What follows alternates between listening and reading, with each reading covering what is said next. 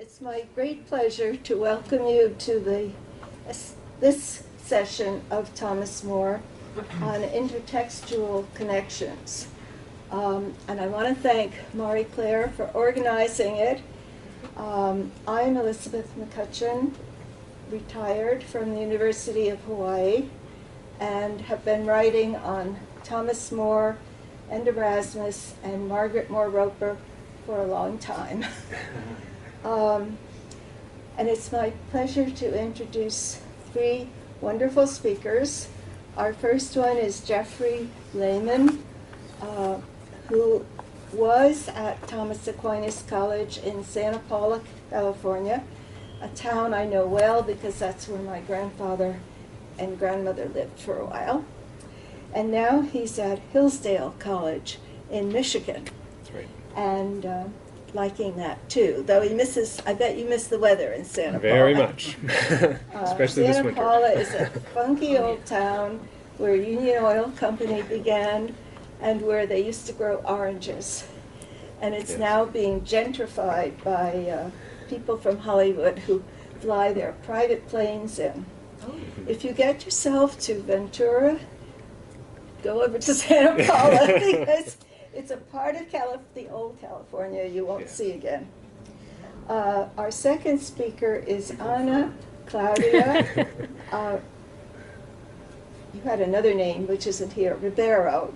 And she is, I think, holding a special fellowship now at the University of Campinas in Sao Paulo, Brazil. And I should back up and say that Jeff is speaking on the political tales of Plato's Critias and More's Hythlodaeus. And Ana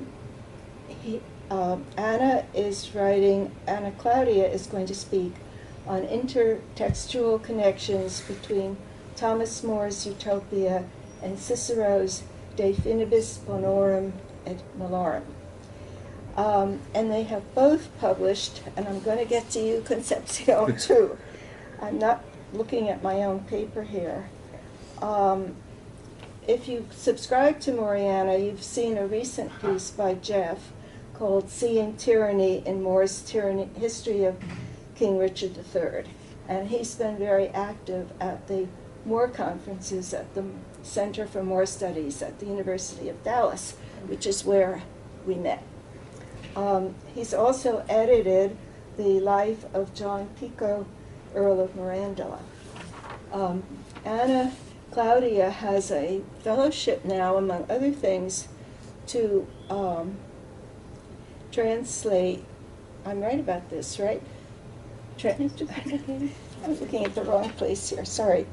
To translate More's Utopia into Portuguese. And she has also translated Fournier's work, another utopian work. So she's very busy too.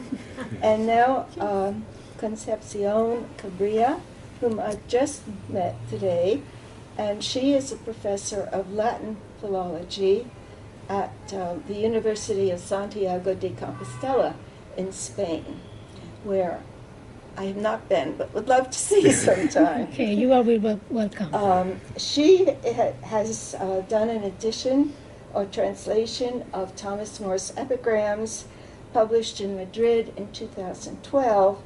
She's also a linguist, really, interested in Latin philology. So she's very interested in words, and she's going to be talking to us today about an intertextual trip from More's epigrams to Utopia. And forgive me, I do not have new reading glasses, and I had 2 cataract surgeries in January. So I'm not as quick to be reading this stuff as I'd like to be. Anyway, I'm delighted to introduce all three. We'll let all three of you give your talks, and then I hope we have time for questions.